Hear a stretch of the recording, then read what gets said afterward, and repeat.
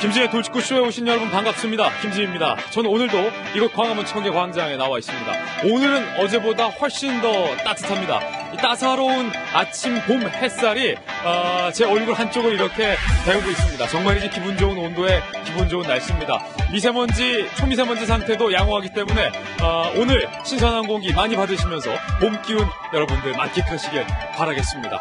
그런데 이렇게 기분 좋은 봄 날씨에 기분 좋지 않은 뉴스들이 오늘 많이 준비되어 있습니다. 대한민국의 태극기 왜 이렇게 순환사를 겪고 있는지 모르겠습니다. 이번엔 대통령이 탑승하는 공군 1호기에 태극기가 거꾸로 개양돼서 논란이 일고 있습니다. 그리고 국회에서는요, 차명진 전 의원이 세월호 유가족을 폄훼하고 비하해서 논란이 일파만파 커지고 있습니다. 잠시 후에 자세한 이야기 다뤄보겠습니다.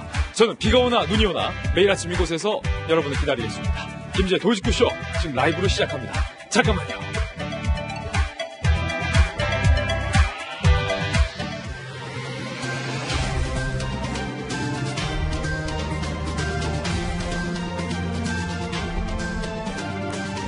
신문 읽어주는 남자입니다. 야당을 향해서 뇌가 없다라는 글을 올렸던 오충진 변호사의 아내 이미선 후보자. 요즘 이렇게 표현해야 될 것 같습니다. 문재인 대통령이 19일에 임명을 강행할 것으로 밝혔습니다. 전자결제로 임명을 강행할 예정입니다. 동아일보입니다. 논란이 커질 것으로 보입니다. 청와대 이미선 19일 임명. 야당에서는 국회를 무시한 폭주다 이렇게 반발하고 있습니다. 청문보고서 18일까지 송부제 요청을 했는데 청와대에서는 국회에서 채택을 하든 안 하든 19일에 임명을 하겠다. 인사가 가능하다. 강행하겠다. 이렇게 밝혔습니다. 벌써 15명째입니다. 청문보고서 없이 임명된다면 말입니다. 야당에서는 강력 반발하고 있습니다. 국회의 공전은 아마도 길어질 것으로 전망됩니다. 다음 신문입니다. 이번엔 조선일보입니다. 청와대 경호처장의 의혹 며칠간 뜨거웠습니다. 그런데 청와대 내부에서 경호처장의 의혹을 제보한 이 내부 제보자를 찾는 이른바 색출 작업에 돌입했다는 기사가 보도되고 있습니다. 경호처장의 관사에 여직원이 이른바 가사 도우미 역할을 했다라는 의혹과 관련해서 이거 누가 언론에 흘렸냐? 내부자 색출에 나섰다는 겁니다. 경호처 직원 150여 명이 그 대상이고요. 통화 내역, 문자 내역을 제출하라. 일부에게는 이런 조치가 내려졌다고 합니다. 일각에서는 이거 과도한 감찰 아니냐라는 논란이 강하게 일고 있습니다. 다음 신문입니다. 이번엔 경향신문입니다. 세월호 비합병 도진 한국당 또 망언 시리즈. 이번엔 차명진 전 의원의 발언이 논란이 되고 있습니다. 차명진 전 의원이 세월호 유가족들을 향해서 징하게 우려먹는다라는 식의 이른바 비하 발언, 폄훼 발언을 강력하게 글에 올렸기 때문입니다. 당에서는 즉각 차명진, 정진석 두 전현직 의원의 징계를 추진하기로 밝혔습니다. 잠시 후에 이 이야기 그리고 그 후폭풍 상세하게 논의해보겠습니다. 다음 신문입니다. 이번엔 중앙일보입니다. 어제 프랑스 파리에 있는 노트르담 대성당의 화재 소식 뉴스 속보로 전해드렸는데 불행 중 다행이라고 표현해야 할 것 같습니다.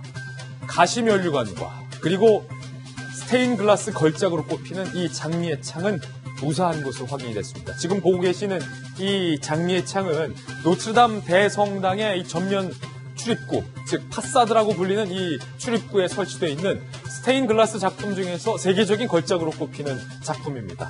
장미 모양을 닮았다고 해서 장미의 창으로 이름 붙여져 있는데 다행히 괜찮은 것으로 파악이 됐고 그리고 노트르담 대성당 안에 보관되어 있는 가시면류관 이 작품도 화마를 피한 것으로 확인이 됐습니다.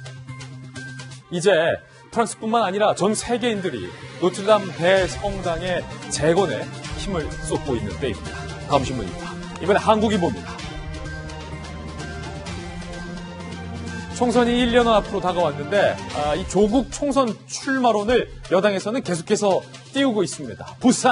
부산이란 거죠. PK에서 민주당의 지지율이 계속 떨어지고 있는 그 위기감을 당이 느끼고 있다는 겁니다. 조국 수석을 출마시켜서 이거 여론을 반전하자라는 노림수가 있다라는 건데 일각에서는 인사검증의 실패 퇴로를 민주당이 열어주는 것 아니냐라는 관측도 나오고 있습니다. 청와대가 조국 수석을 교체하고 싶은데 명분이 있어야 된다. 교체 명분을 만들기다라는 관측도 함께 나오고 있습니다. 다음 신문입니다. 이번에 한겨레 신문입니다. 마약 투약 의혹을 받고 있는 연예인 박유천 씨에 대해서 어제 경찰에 압수수색이 있었습니다. 압수수색 당시 마약 간이 검사를 실시했는데 그 간이 검사에서는 일단 음성이 나왔다고 합니다. 경찰은 정밀 감정을 의뢰한 상황입니다. 경찰과 집 그리고 모바일 검사에 대해서 압수수색이 이루어졌는데 오늘 박유천 씨가 경찰에 출석할 예정입니다. 박유천 씨는 끝까지 억울하다라는 입장을 밝히고 있어서 경찰 대 박유천태 경찰의 오늘 한판 승부가 오늘 조사에서 이루어질 전망입니다. 지금까지 신문 읽어주는 남자였습니다. 네, 오늘 아침 저와 함께 등판한 등판 선수부터 소개를 해드리겠습니다. 저희 돌직구쇼 전담 변호사의 손수호 변호사님, 그리고 서울시 정무부시장을 역임한 민주당의 김형주 의원, 바르다 박선생, 박정아 전 청와대 대변인, 그리고 채널A의 베테랑 현장 기자 박소윤 기자와 그리고 저희 돌직구쇼의 시그니처 김병민 박사님이 또 개인 사정으로 일주일간 못 나오시는데 그 자리를 꽉 채워주는, 정말로 꽉 채워주는 인사이트 K의 여론조사 전문가 배종찬 소장님 모셨습니다. 모두들 어서 오세요. 네, 오늘의 세 가지 키워드도 함께 공개를 하겠습니다. 바로 이겁니다. 네, 태극기와 함께 순환. 이 태극기가 무슨 죄가 있습니까? 태극기 순환 시대입니다. 그리고 차명진 전 의원 옆에 지잉하다. 정말 지잉하다. 그리고 안타까운 소식도 들어와 있습니다. 참극. 순환, 지잉하다, 참극. 이 세 가지 키워드에 얽힌 상세한 뉴스 오늘 보도해드리겠습니다. 돌직구쇼 탑뉴스로 시작하겠습니다.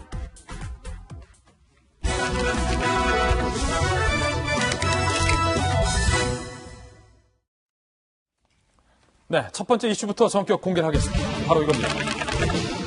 이번엔 거꾸로 매달렸습니다. 태극기 순환 시대입니다. 구겨지거나 모양이 이상하거나 색이 바래거나 거꾸로 달렸습니다. 그것도 대통령 내외가 탑승하는 공군 1호기 대통령 전용기에 달린 태극기가 거꾸로 달렸습니다. 직접 보시죠.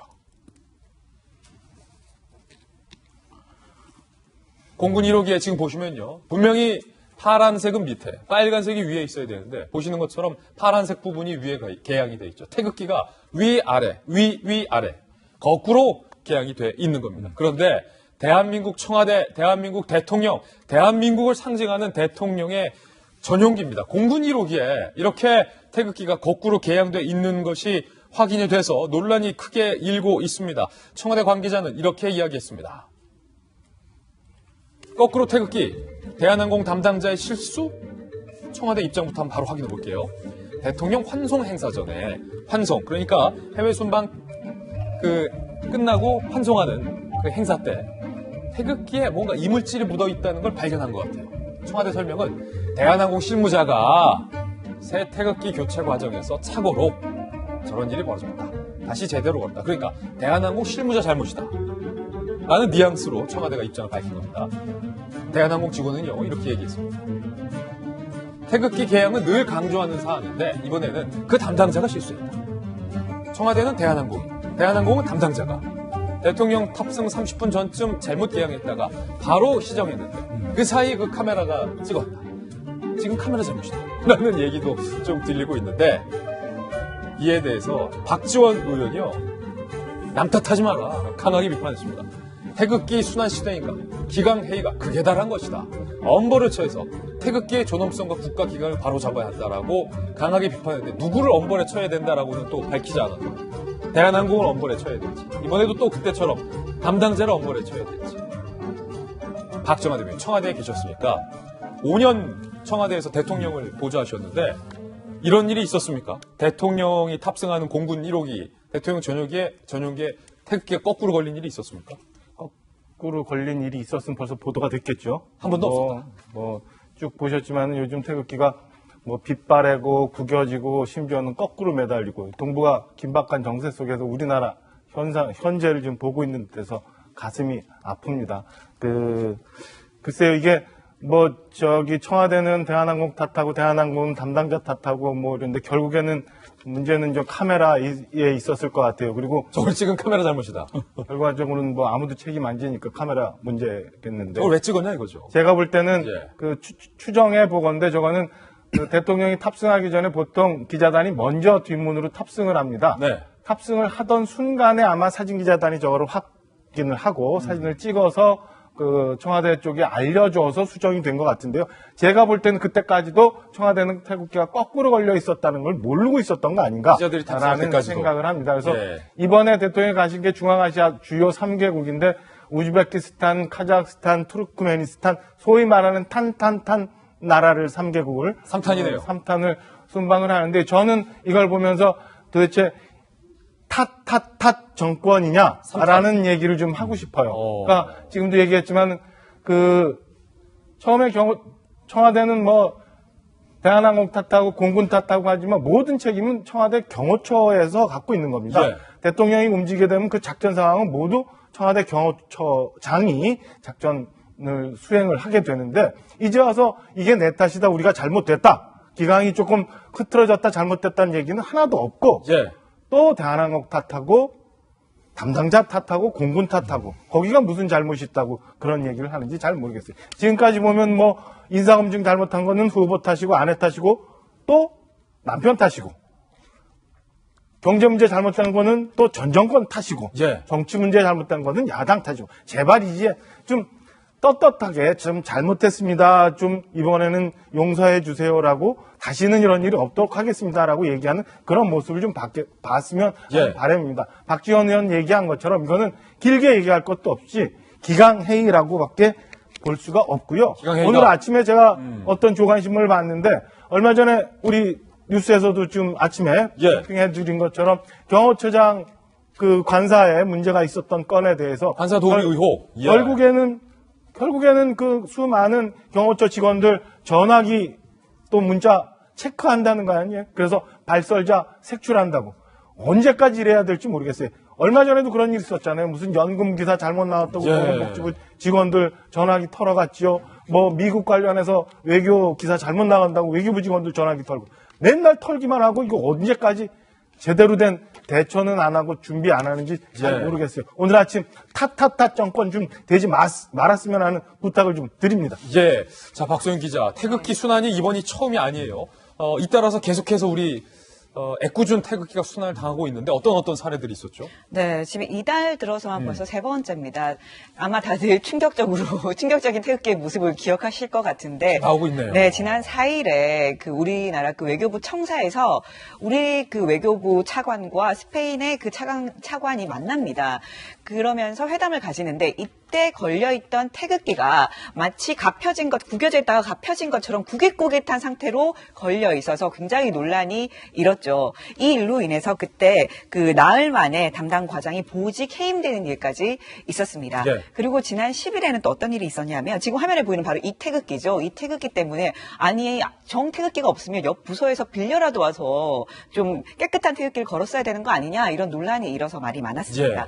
그리고 4월 11일에는 한미 정상회담차 이제 문 대통령이 10일에는 문 대통령이 지금 이제 미 앤드류스 공항 기지를 방문을 했죠. 그때 이제 미국의 그 공군 의장대가 나와서 활주로에 나와서 대통령을 맞이합니다.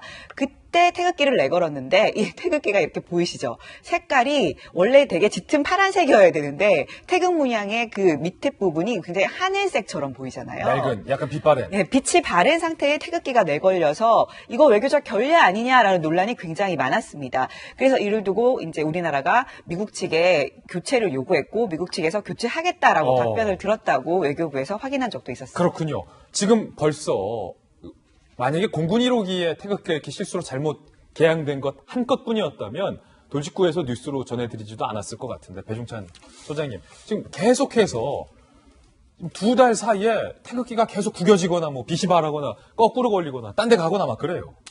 태극기가 얼마나 마음이 아플까요? 태극기가 마음이 아프죠. 그걸 보는 우리들은 더 마음이 아프죠. 태극기는 대한민국의 상징이거든요. 사실관계를 조금 하나만 더 설명을 드리면 이 외교부 청사에 있던 구겨진 태극기는 사실은 깨끗한 태극기예요. 근데 구겨졌어요. 세탁을 하고 왔는데 그게 다 펴지지가 않았거든요. 근데 외교 행사에서는 구겨져 있는 것은 사실 우리 자존심이 구겨지는 것인데 문제는 우리가 이것을 단순히 하급 직원의 책임으로 돌릴 일인가? 그건 아니라고 봐요.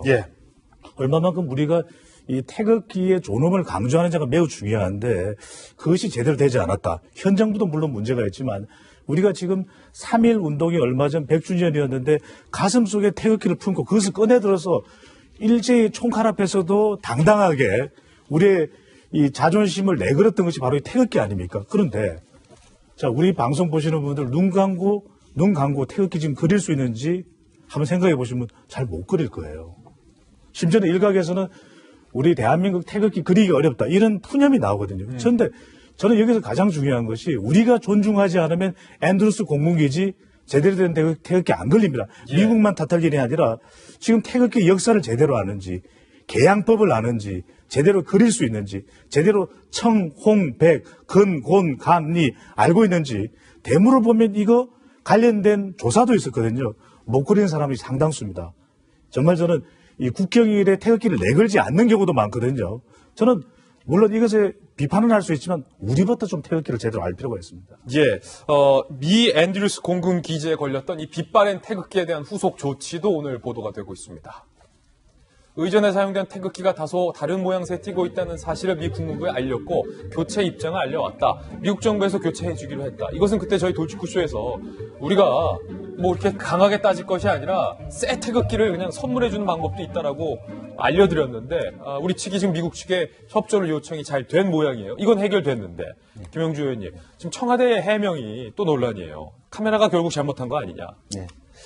어쨌든 24분 사이에 교체가 된 것만 해도 다행이라고 생각하고 누군가 오히려 그런 식으로라도 누군가한테 발견되지 않았더라면 정말 외교적 망신을 그런 어떤 뭐 우즈베키스탄 뭐 투르크메니스탄, 카자흐스탄 굉장히 대통령께서 작년부터 가려고 했다가 일정이 안 맞아서 미루고 가는 일정인데 그런 큰 어떤 외교적 실수를 또 한 번 저지를 수 있을 것 같다는 생각이 들어서 알 수 있고요. 실제로 이 사건에 지나고 나면 나중에는 결국 누가 문책을 당하겠습니까? 대한항공 실무자가 당하고. 결국에는 또. 예, 저는 그렇게 생각이 들고요. 예, 그런 면에서 어쨌든 대한항공은 대한항공대로 회사 자체가 여러 가지 어려움에 처해져 있다 보니까 우리나라 전체가 어떤 정신 상태가 지금 혼미한 상태다. 그러니까 공직기관뿐만 아니라 개인 스스로가 회사에 있어서도 마찬가지로 어떤 대한항공 탓이냐 공군 탓이냐 청와대 탓이냐를 얘기하기 전에 자기가 무슨 일을 하는 사람인가를 정확하게 다시 재인식할 필요가 있다 저는 생각이 듭니다. 예, 첫 번째 태극기 순환 소식 전해드렸습니다. 이번엔 두 번째 소식인데 국회로 한번 가보겠습니다. 자유한국당 전현직 의원들이 세월호 유가족을 향해서 이른바 징하다라는 표현, 사실은 이거보다 더 강도가 센 거친 표현들을 해서 강하게 논란이 일고 있습니다. 차명진 전 의원이 올린 글이 논란이 되고 있는 겁니다. 이런 글을 올린 거예요. 뭐 사실은 이글보다 더 많은데 시청자분들께서 다 이미 뉴스를 통해서 접하셨으리라고 생각이 듭니다. 방송에서 다 소개하기에 민망할 정도의 표현들을 차명진 전 의원이 페이스북에 본인 SNS에 올린 겁니다. 뭐 징하게 우려먹는다. 좀 순화해서 표현하면 이 정도가 될 것 같은데 글을 삭제 후에 사과를 하긴 했지만 지금 논란은 더욱더 거세지고 있는 상황이에요. 차명진 전 의원이 이렇게 얘기했습니다. 황 대표와 박 전 대통령이 세월호 사고 책임자로 고발당했다는 뉴스를 보고 내가 흥분해서 저런 글을 올렸다. 죄송하다라고 사과를 일단은 했고 차명진 전 의원뿐이 아닙니다. 역시 한국당의 정진석 의원은요. 정 의원은 그래도 본인이 쓴 글은 아니에요. 오늘 아침 받은 메시지다 라면서 인용글을 올린 건데 세월호 그만 좀 우려먹으라. 죽은 애들이 불쌍하면 정말 이러면 안 된다. 징글징글하다라는 표현이 담겨있는 글을 정진석 의원이 올려서 현재 논란이 되고 있는 상황입니다. 여당과 다른 정당에서는 한국당을 정말로 맹렬하게 비판을 했습니다. 직접 들어보시죠.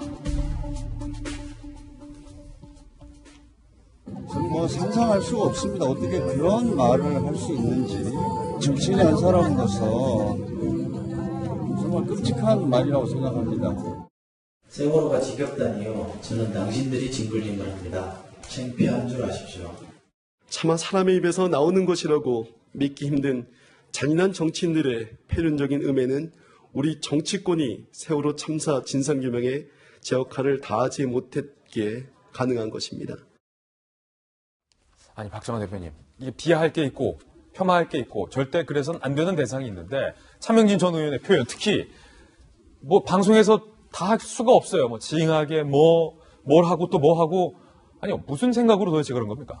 제가 그 사고가 있던 날 저녁을 분명히 기억해요. 왜냐하면 저 아이들하고 우리 애가 같은 나이예요. 같은 학년이었어요. 그날 그 막 속보가 나갈 때 저녁에 들어가서 그 아이를 보면서 저건 니네랑 같은 친구들이야 그랬더니 딱 애가 그 얘기밖에 안 하더라고요. 알아. 그 생때 같은 아이들이 저렇게 바닷속에서 갔는데 어떻게 저런 식으로 표현할 수 있는지 저는 참 이해를 할 수가 없습니다. 그리고 왜 참 저기 이 제1야당 계신 분들은 이런 상황만 되면 이렇게 막말을 자꾸 해서 국민들 가슴을 아프게 하는지 잘 이해를 못 하겠습니다. 5.18 때도 막말해서 논란이었어요. 5.18, 예. 그다음에 뭐 얼마 전 창원 재보궐선거에서 또 막말, 이번에는 정말 입에 담을 수 없는 그 금쪽 같은 애들을 데리고 그런 얘기를 한 것에 대해서는 누구한테도 어떤 변명도 통하지 않을 거라고 보여지고요. 저는 뭐 마침 그 당장 이 건에 대해서 자유한국당이 윤리를 개최를 하고 그다음에 지도부가 그 사과의 얘기를 했습니다마는 좀 더 강하게 좀 더 빨리 중한 징계가 있어야 되고 다시는 저런 일들이 없어서 저런 일이 없어야 정말 그렇게 떠난 아이들이 그리고 지금도 마음 아파하는 유가족들이 정말 편안하게 애들을 보낼 수 있는 거 아니에요? 자꾸 왜 그 아픈 상처를 후벼 파는지 모르겠어요. 지난주에 보니까 유가족 그 엄마들이 아주 밝은 모습으로 연극을 하면서 전국을 순회한다는 뉴스를 봤는데요. 저렇게 승화시킬 수 있도록 우리 사회가 도와줘야지 자꾸 저 세월호 그 불쌍했던 아이들 아프게 표현하고 가슴 아프게 표현하는 거는 안 되리라 보고요. 저는 자유한국당이 지금이라도 당장 어떤 일이 최대한 있을 수 있는 징계가 있어야 되고 다시는 저런 일들이 저런 말들이 돌아다니지 않게끔 하는 것이 자유한국당이 다시 한번 일어서는 계기가 될 거라고 생각합니다. 이건 뭐 막말이라는 표현보다 더 강한 표현이 있다면 그 표현을 좀 방송에서 쓰고 싶을 정도의 수준인데 경향신문은 세월호 비합병이 또 도졌다 이렇게 강하게 신문으로 질타했습니다. 이분들뿐만이 아니었다는 얘기죠. 다들 기억하실 거예요. 김순례 최고위원이 최고위원으로 지명되기 전에 대한약사회 부회장에 재직할 당시 세월호 유가족을 거지근성 등의 표현을 써가면서 비하를 했어요. 그런데도 불구하고 이분을 최고위원에 임명을 했다는 거예요. 한국당에서. 그게 문제인 거죠. 그리고 김재현 의원 같은 경우는 2015년 3월 세월호 참사 투기를 두고 세금 도둑이다, 탐욕의 결정체다 라는 입에 담기 어려운 어떤 비하의 표현까지 썼습니다. 안상수 전 시장 같은 경우도 지난해 1월 정기특위에서 세월호 참사를 그거 그냥 뭐 그런 교통사고에 비유를 해서 또 강하게 질타를 받은 적이 있었는데 김순례, 김재원, 안상수 이번에 차명진까지 김영주 의원님 왜들 이러시는 거예요 도대체? 사실은 그 발단은 아마 이제 그 세월호의 사건의 핵심적인 어떤 그 책임을 박근혜 전 대통령과 황교안 대표 당시 법무부 장관이었기 때문에 물어야 된다는 데 대해서 이 자유한국당으로서는 상당히 그것을 쉽게 받아들이기 어렵다 이런 이제 표현인 것 같습니다. 이제 그런데 실제로 지난번 어떤 특조위라든지 그런 속에서도 여러 가지 국민들이 보는 가운데서도 마치 특위를 방해하는 듯한 그런 인상들을 끼친 것도 사실이거든요. 본인들이 생각하실 때 아마 세월호 때문에 정권을 잃었다 이렇게 생각하시는지는 또 모르겠어요.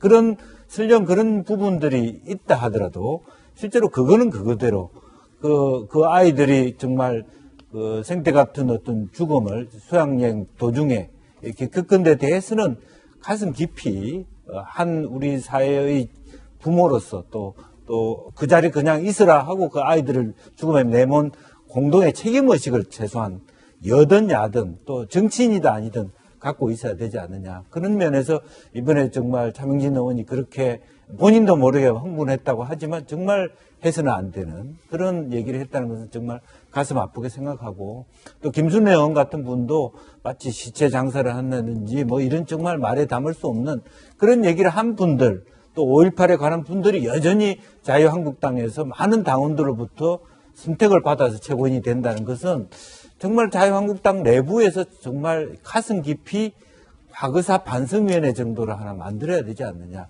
그래야만 실제로 제대로 된 어떤 보수의 적통을 잇는 건전한 정당으로 정말 국민들이 선택할 수 있는 계기가 되지 않겠느냐 그런 생각이 듭니다.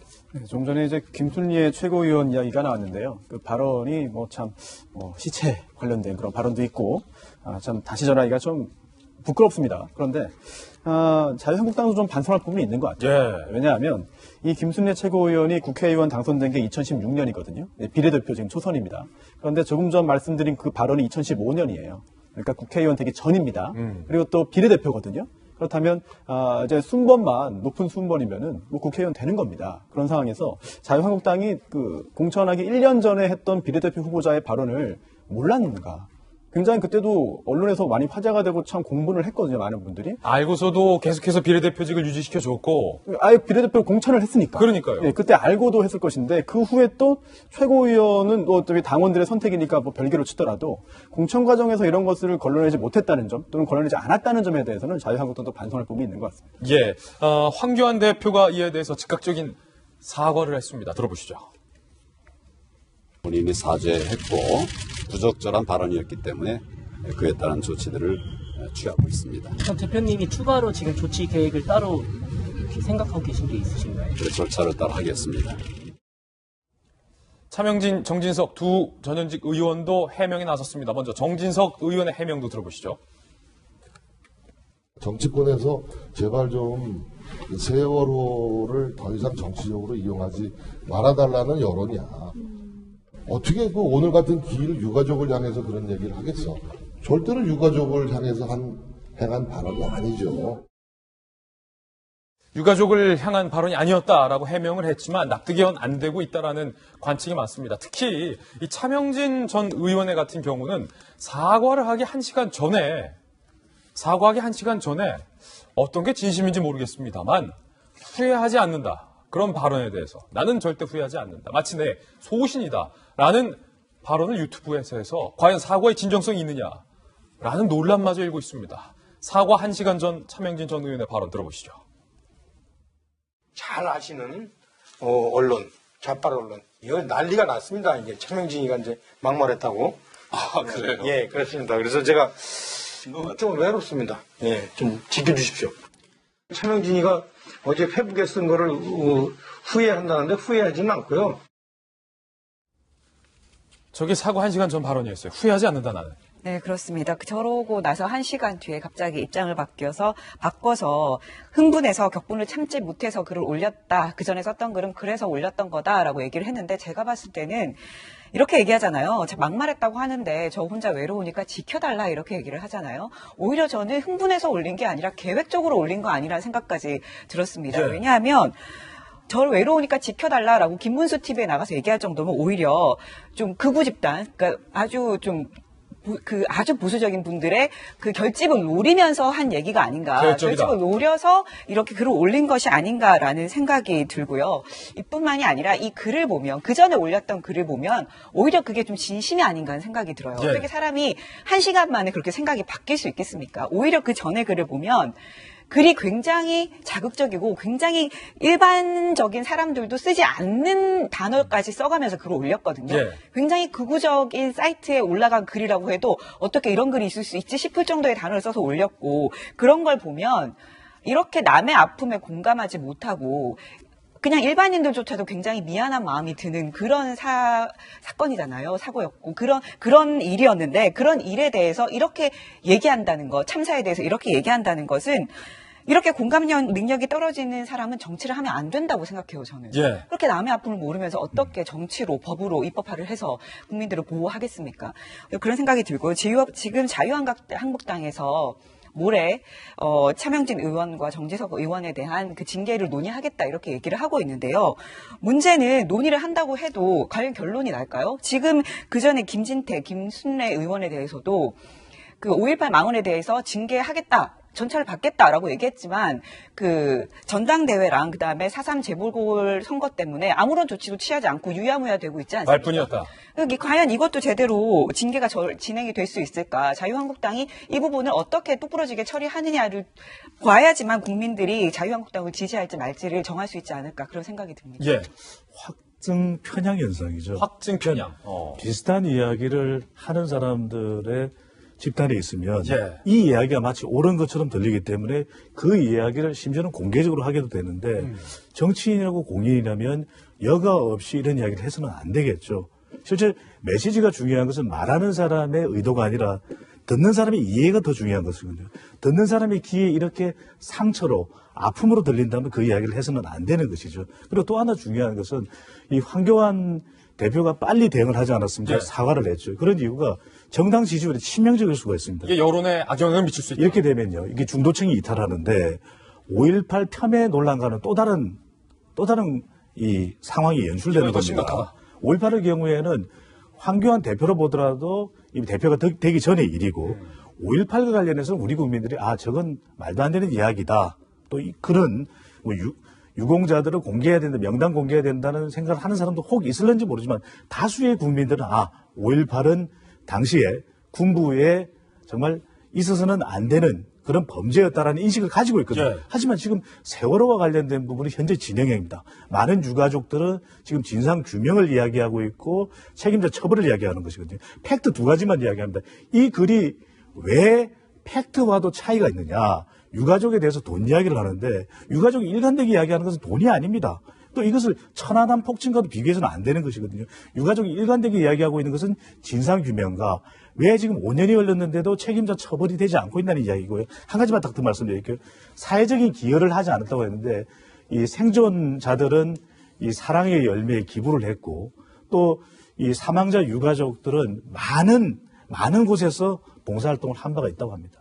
손수호 변호사님, 사건 많이 해보셨으니까 차명진 전 의원의 두 가지 이야기, 그러니까 진술의 신빙성이라고 표현할지는 모르겠습니다만 1시간 전에 올렸던 후회하지 않는다는 말과 1시간 후에 사과한다라는 발언 중에 어떤 쪽에 더 수사해 보신 입장에서 진정성이 있다고 봐야 되는 건가요? 사실 사람의 진심, 본심, 어떤 생각을 하고 있는지를 다른 사람이 확실하게 아는 건 쉽지 않아요. 예. 재판을 하더라도 3번이나 할 수 있고 또 재판장도 판사도 여러 명이 있으니까요. 그런데 좀 전에 같이 봤던 그 유튜브 채널에서의 이야기가 일단 1차는 진심인 것 같아요. 난 후회하지 않는다. 네, 본인에게 더 도움이 되는 이야기이기도 하고. 그런데 그 후에 1시간 후에 이제 사과를 한 거잖아요. 사과 글을 올린 겁니다. 그런데 1시간 사이에 정말 마음이 바뀌고 정말 진정으로 반성하는 생각을 했을 수도 있죠. 하지만 그동안의 유사한 사례들을 볼 때 소나기는 피해 가자라든지 아니면 분위기가 심상치 않구나 라고 생각해서 일단 엎드리는 자세를 취한다든지 그럴 가능성이 더 커 보이거든요. 물론 이제 방송도 중단하고 또 이제 그 SNS 활동도 중단한다고 했는데 아마 영원한 중단은 아닐 겁니다. 정치 활동을 지금 떠난 것도 아니거든요. 그렇다면 언젠가는 그런 활동을 재개할 텐데 그때 어떤 자세를 보이는지 그리고 또 당에서도 지금 징계 절차를 진행한다고 하는데 그때 절차상 소명할 수 있는 기회가 주어져요. 거기에서 어떤 내용을 가지고 어떤 이야기를 소명할지 그 내용을 봐야 차명진 의원의 사과가 1시간 후에 바뀐 사과가 진심인지를 확인할 수 있을 것 같습니다. 예, 차명진 전 의원의 발언 논란에 대해서 상세하게 보도해드렸습니다. 이번엔 저희가 준비한 세 번째 이슈를 공개하겠습니다. 정말 안타까운 사실인데 진주의 한 아파트에서 40대 남성이 아파트에 불을 지른 뒤 대피하는 주민들에게 무차별 흉기를 휘둘러서 18명 이상이 그 흉기에 맞았고 이 중 5명이 현장에서 목숨을 잃는 정말로 끔찍한 일이 발생을 했습니다. 이 사건의 전말부터 함께 보시죠.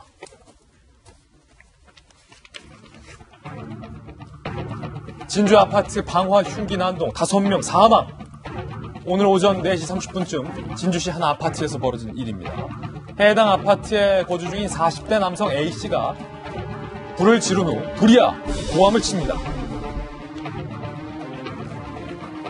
이 소리를 듣고 놀라서 주민들은 대피했는데 문제는 대피하는 주민들의 길목에 버티고 서 있던 이 40대 남성이 대피하는 주민들을 상대로 흉기로 무차별적인 난동을 부린 겁니다. 당시 112에 이딴 신고가 들어왔고 흉기로 사람을 찌른다는 신고 내용이었습니다.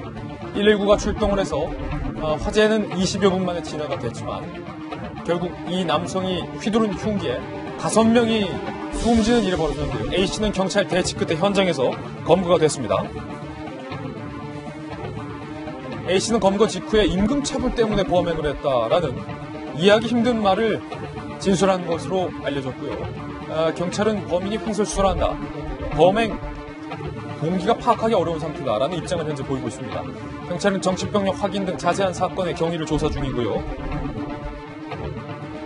이 남성이 휘두른 흉기로 인해서 12살의 B양, 그리고 65살의 C씨 여성, 그다음에 74살의 D씨, 그리고 30대 여성인 E씨, 60대 여성인 F씨가 흉기로 인해서 현장에서 목숨을 잃었습니다.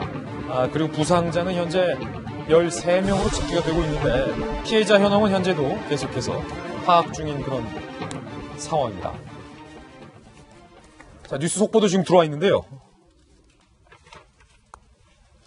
속보 자막으로 저희가 계속해서 속보 자막은 빼지 마세요. 계속해서 새로운 소식을 전달해 주시길 바라겠습니다. 이 사건을 초동 수사했던 진주의 계양파출소의 서상근 파출소장과 저희 돌직구쇼가 통화를 했습니다. 들어보시죠. 그래서 동행을 했기 때문에 정확하게 조사는 혼자 살아요. 혼자. 약간 정신이 올바른 정신은 아닌 것 같은데. 불 지르고 복도시 지르면요. 그래 2층 쪽에서 작용됐어요. 2층에 이성으로 파악되고 있습니다. 박소영 기자, 조금 전에 정말로 끔찍한 사건이 발생을 했는데 지금 부상 정도가 심한 분들이 좀 계시다고 해요. 그래서 어쩌면 이 부상 피해가 점점 더 클지도 모르는 그런 상황인 건데 문제는 이 남성이 직접 방어를 했다고. 네. 그리고 대피하는 주민들 노린 것으로 보여요, 현재. 네, 그렇습니다. 이 범행이 발생한 시각이 오늘 새벽 4시 반입니다. 거의 대부분의 사람들이 잠을 자고 있을 때 벌어진 사건인데요. 이 범인은 40대 안모 씨로 알려졌는데 자신의 집에 불을 지릅니다. 그리고 나서 불이야라고 소리를 지르는데요. 아무래도 연기가 올라오니까 사람들이 놀랄 수밖에 없죠. 사람들이 놀라서 이제 자다가 일어나서 도망을 나오죠. 대피를 합니다. 대피를 하자. 자신의 집은 4층인데 2층 복도에서 이제 나오는 주민들을 상대로 흉기를 휘두른 사건입니다. 지금 5명이 사망을 했다 이렇게 나오는데요. 이 5명은 이 범인이 휘두른 흉기에 의해서 사망을 했고요. 그 외에 5명도 지금 이 범인이 휘두른 흉기 때문에 지금 중상과 경상을 입은 상태입니다. 이 5분 같은 경우에 중경상을 입은 5분 같은 경우에도 이 중상 있는 사람들이 좀 있어서 좀 계속 좀 지켜봐야 되는 상황이고요. 나머지 지금 사람들 같은 경우에는 지금 연기를 흡입을 해서 지금 병원으로 옮겨진 상태입니다.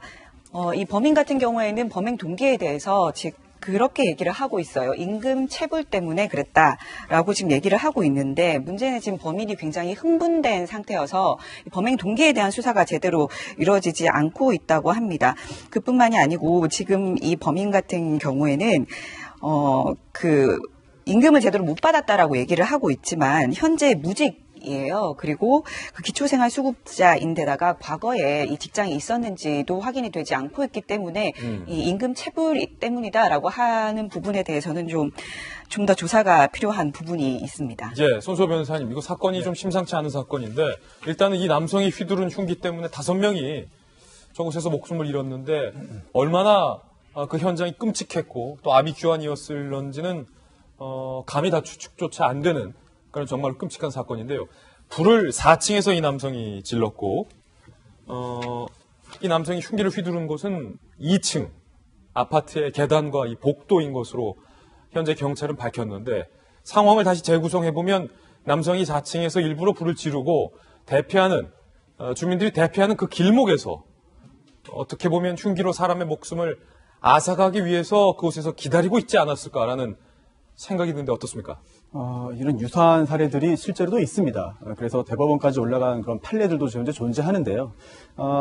불을 지른 건 이제 방화죠. 이제 방화인데 이제 현주 건조물 이제 방화죄가 될 겁니다. 물론 자기 혼자 사는 집에 불을 지르면 이제 일반 건조물 방화죄가 됩니다만 이제 아파트라는 건조물의 특성상 내 집 옆에 또 다른 사람이 살고 있는 거거든요. 건조물 전체를 볼 때. 따라서 현주 건조물 방화죄가 될 것이고요. 그리고 또 이런 방화로 인해서 직접적으로 사망한 그런 피해자는 현재는 알려지지 않고 있지는 않아요. 하지만 연기를 마시거나 기타 화상으로 다쳤다면 이건 현주 건조물 방화치상죄가 됩니다. 이것도 역시 엄청난 중한 죄이기 때문에 그 자체만 해도 이제 무기징역 또는 5년 이상의 징역이 처할 수 있어요. 그런데 더 중요한 건 더 큰 범죄는 사람을 살해했다는 거죠. 그렇죠. 이건 살해다. 그렇습니다. 심지어 방화를 한 후에 애초에 방화할 때부터 도망 나온, 피해 나오는 그런 그 사람들을 내가 살해하겠다라는 생각을 먹고 있었는지, 아니면 방화 당시에는 그런 생각이 없었지만 방화 후에 흥분 상태에서 사람이 보이니까 살해했는지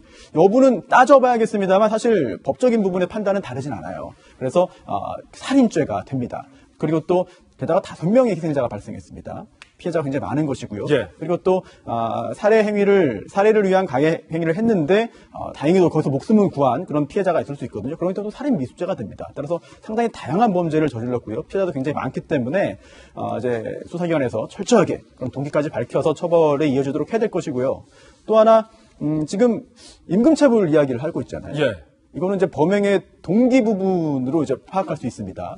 그런데 만약 그런 사안이 있다 하더라도 그런 일이 있었다 하더라도 지금 이제 피의자가 행한 행위는 정말 너무나 엄청난 행위예요. 또 그로 인해 발생한 피해도 너무나 큽니다. 따라서 설령 실제로 임금처벌 행위가 있다 하더라도 그게 이런 죄책에 있어서 어느 정도 그 정상을 참작할 만한 그런 사유가 되지는 않을 것으로 짐작됩니다. 지금 이 피해 상황이 계속해서 달라질 가능성이 있기 때문에 이 사건을 바라보고 계시는 많은 분들이 우려하고 있는 상황에서 저희가 실시간으로 새롭게 들어오는 취재되는 소식을 뉴스 속보 자막으로 여러분께 계속해서 보내드리고 있는데요. 김영주 의원님, 경찰도 이야기를 했지만 이 피의자가 홀로 사는 기초생활수급자에 박소영 기자가 조금 전에 취재한 바에 따르면 일정 정도 직업이 있었는지 없었는지가 명확치 않다. 그 상황에서 임금체불 문제 때문에 흉기를 휘둘렀다라는 말을 얼마나 믿어야 될지 모르겠습니다. 그렇습니다. 실제로 무직이고 또 기초생활수급자인데 40대인데 그렇다라고 하는 것은 상당 기간 동안에 직업이 없을 가능성이 많고요. 또 한편으로는 사람을 5명 찔러서 죽인다는 게 그렇게 간단한 일이 아닐 것입니다. 그럼요. 실제로 우연적으로 할 수 있는 일은 저는 결코 아니라고 봅니다. 불이 나는데 어디 가서 칼을 들었다 하더라도 조그마한 식도 가지고 그렇게 5명을, 물론 이제 사망하신 분들 보면 12살 어린아이도 있었고 30대, 60대 여성분들, 또 노약자들, 아동들이 있었기 때문에 일부러 그것을 골라서 찔렀는지는 모르지만 상당히 의도적이었다. 또 흉악범이다. 이렇게 생각한다면 사실은 정신 이상의 조금 무게를 아직은 조사를 해봐야 됩니다만은 실제적으로 임금체불이란 단순한 이야기보다는 지금 현재도 신문 상태에서 아무런 말을 안 하고 있다는 것조차도 좀 그런 데 대한 심중. 또 한편으로는 일부러 그런 것을 심신미약이는 쪽으로 가기 위해서 그걸 술책을 부릴 수도 있겠습니다만은 조사를 좀 더 해봐야 될 것 같다. 저 진술을 현재로서는 믿을 수가 없다, 신뢰할 수 없다라는 건데 그 아비규환의 공포의 현장에서 가까스로 살아남은 그 현장의 목격자를 저희가 조금 전에 어렵사리 연락을 취해봤습니다. 뭐라고 이야기했는지 직접 들어보시죠. 불렀나? 싶어서 제가 베란다로 혼자 나가봤는데 2층, 3층 사이였는데 두 개를 들고 서 있었거든요. 며칠 전에 저희 오빠가 새벽에 담배 피러 밖에 나갔었는데 층 사냐면서 저희 오빠한테 시비를 걸었대요. 경비 아저씨 말로도 그런 끼가 있었나 봐요. 사람들한테 좀 해코지하고 이런 게 있었나 보더라고요. 이분 같은 경우는 그 범행 현장을 목도하고 가까스로 그 범행 현장에서 피해 나온 상황. 그 징후는 계속 있었던 것 같은데 아주 충격적인 사건이에요. 그러니까 그 불특정 다수를 대상으로 하는 이 무차별식 테러 스타일에 가까운 이런 사건이 또 우리 사회에서 생겼다는 거는 정말 충격적인 일이고요. 그다음에 범인의 정신병력과 그다음에 동기가 임금체불 때문이라고 얘기는 하고 있습니다만 좀 더 확인해 봐야 되는데 이거는 무슨 경찰이나 어디 수사당국에서 예방할 수 있는 문제도 아니고 제가 볼 때는 점점 어려워지는 상황 속에서 우리 사회 공동체가 좀 붕괴되고 있는 거라고 밖에 해석을 할 수가 없습니다. 그동안 쭉 이런 불특정 다수를 대상으로 한 사고가 많이 있었잖아요. 강남역에서도 있었고 얼마 전 강서구에서도 있었고요. 이런 일들이 다시는 일어날 수 없도록 하려면 우리 무너져 가고 있는 사회 공동체를 좀 다시 복원할 수 있는 그런 모습들, 그런 대책들이 좀 있어야겠다는 생각이 들고요. 아무튼 더 많은 희생자가 좀 다시는 더 발생되지 않도록 빨리 치료에 집중했으면 하는 바람이 있습니다. 이분 조금 전에 이 목격자의 이야기를 들어보니까 박수영 기자, 불이 났나 싶어서 2층에 갔는데 그 2층에서 이 잔혹한 범죄가 살해가 벌어졌고 특히 이 조금 전에 저희가 통화했던 이 목격자의 오빠에게 며칠 전에 4층에 사느냐 라고 물어보고 지나갔다. 얼마나 섬뜩했을까라는 생각이 좀 듭니다. 지금에 생각하면 굉장히 섬뜩했던 그렇죠. 것 같고요. 예. 뭔가 낌새가 있었던 것 아닌가라는 생각이 들어요. 그리고 지금 보면 지금 진술자 말씀하신 분의 오빠에게 그렇게 물어봤다는 거잖아요. 그걸 보면 지금 생각해보면 병행 상대를 이렇게 특정한 범죄는 아닌 것 같아요. 지금 보면 60대가 2명, 70대가 1명, 지금 사망하신 분들 경우에는 30대 여성의 10대 소녀까지 지금 이 범행을 휘두르면서 이 사망을 하게 된 일이거든요. 사건이거든요. 이걸 보면 계획 범죄가 아니라 일종의 불을 지르고 그 이후에 유인한 다음에 저지른 묻지마 범죄가 아닌가라는 좀 생각이 들고요. 이런 좀 낌새에 대해서 좀 미리 좀 조치를 취할 수 있지 않았을까라는 부분, 이에 대해서는 좀 조사가 필요할 것 같습니다. 그리고 이 이전에도 좀 이런 유사한 범행이 있었습니다. 바로 2008년 10월에 그 강남 논현동에서 고시원에서 한 남성이 자신의 방에 불을 지른 이후에 사람들이 도망을 나오니까 그 앞에서 기다리고 있다가 오는 사람들을 향해서 흉기를 휘둘려서 살해한 사건이 있었거든요. 이 사건 역시 6명이 숨졌습니다. 이런 묻지마 범죄가 일어난 적이 있습니다. 한마디만 딱 보태고 싶습니다. 저는 이게 그냥 인식의 변화만 가지고선 될 게 아니고요. 이게 범죄 관련된 리서치를 해보면 복합적인 요인입니다. 그러니까 여기 보면 사이코패스 성향도 있고 또 외로운 늑대의 경향성도 보이고 또 사회 안전망이 붕괴된 것도 있는데 관찰 시스템을 만들어야 됩니다. 무고한 사람들을 의심한 것은 바람직하지 않습니다. 하지만 이런 사태가 언제든 일어날 수 있기 때문에 관찰 시스템만은 구축해야 된다고 봅니다. 이게 정말로 안타까운 일인데 한 가지만 더 물어보면 손소 변호사님, 지금 아까 김영주 의원도 그렇게 이야기했고 어떤 정신병력, 심신미약의 어떤 그 가명을 노린 진술의 가능성까지도 나오고 있는데 이 정도로 강한 어떻게 보면 강력 사건인데 그런 것들이 강력 사건에 양형에 영향을 미치거나 그럴 수도 있습니까? 아까 언급하신 죄목만 해도 한두 가지가 아닌데. 굉장히 중한 죄를 저지른 거죠. 그래도 엄한 처벌을 받을 겁니다. 하지만 어떤 죄를 저질렀는지 그리고 또 그로 인한 그 형벌이 어느 수준인지와 별개예요. 실제로 심신장애인, 즉 심신상실이나 심신미약이라면 그런 부분들이 이제 정신 감정 등을 통해서 인정된다면 사실 어떤 죄를 저질렀는지와는 관련은 없습니다. 따라서 이론적인 측면만 말씀드리면 실제로 심신미약 인정될 가능성은 존재하고요. 다만 엄격해야 됩니다. 최근 또 실제로 법원도 엄격하게 지금 그 부분을 판단하고 있거든요. 따라서 이제 정신 감정을 엄격하게 해서 실제로 심신미약인지 여부를 따져야 되는 것이고요. 또 재판 과정에서 또 수사 과정에서 이제 피의자 피고인과 또 변호인이 그런 주장하는 것 자체는 문제가 아니에요. 다만 그런 주장을 할 때 엄격하게 객관적인 그런 근거에 의해서 판단을 하면 되는 것이거든요. 따라서 지은 범죄와 심신장애인 여부는 별개의 문제다라는 점을 말씀드리겠습니다. 관련된 피해 상황이랄지 아니면 추가적인 취재 내용이 있으면 여러분께 또 뉴스 속보로 전해드리도록 하겠습니다. 안타까운 소식이었습니다. 이번엔 저희가 준비한 다음 순서입니다. 취재 수첩 많이 준비되어 있습니다. 오늘은 어떤 사건이 준비되어 있을지 대한민국 최고의 전문가들과 함께 사건 풀러 이동하시죠.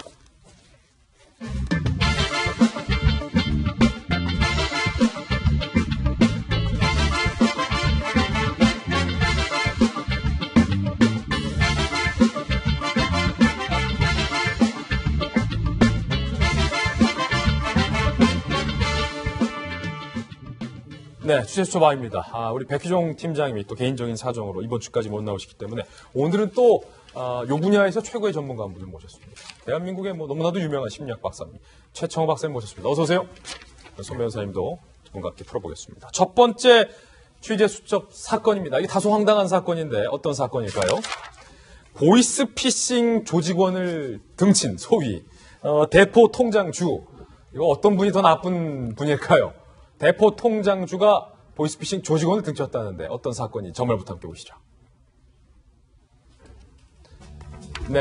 보이스피싱 조직원을 등친 대포 통장주 A씨가 등장을 하는데 A씨가 보이스피싱 조직에 대포 통장을 팔아야겠다라고 어찌된 연유인지 결심을 하게 됩니다. 그런데 통장은 넘겼는데 그 약속한 대가, 돈을 지불하지 않는 거예요. 보이스피싱 조직원들이. 그래서 이런 괘씸한 놈들을 봤나? 누가 누구에게 앙심을 품습니다. 그리고 이분은 보이스피싱 조직의 돈을 빼돌려야겠다라고 범행까지 결심을 합니다. 상당히 독특하죠? 치밀하게 계획을 짰는데 그 방법은 이렇습니다. 보이스피싱 조직에게 대포 통장을, 내 통장을 하나 더 넘겨야겠다. 실제로 넘겼습니다. 그리고 이분은 보이스피싱 피해자 돈이 이 통장에 입금되면 내가 더 빨리 돈을 찾아 써버려야지. 이 부분을 좀 상세하게 설명해드리면 보이스피싱 조직원들이 소위 이 대포 통장을 구매하는 이유는 흔적을 남기지 않고 이제 보이스피싱 사기를 친 사람들의 돈을 이곳에 담아서 빨리 인출하기 때문이죠. 그 보이스피싱 조직원들보다 대포 통장주가 먼저 뺀다는 거예요. 내 통장이니까, 내 이름이니까, 비밀번호도 내가 아니까. 실제로 실행에 옮깁니다. 수백만 원을 이분이 먼저 뺍니다. 검찰이 보이스피싱 조직원뿐만 아니라 이분까지 지금 적발을 했는데 검찰은 이 A씨에 대해서 횡령 혐의를 적용했어요. 횡령? 1심과 2심에서는 그런데 이거 횡령 아니다. 무죄가 선고되는데 그 이유는 이렇습니다.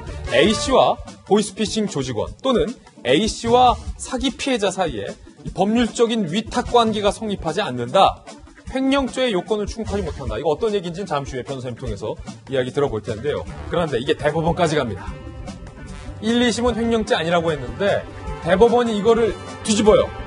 통장에 입금된 돈은 보이스피싱 사기 피해자에게 돌려줘야 할 돈이다.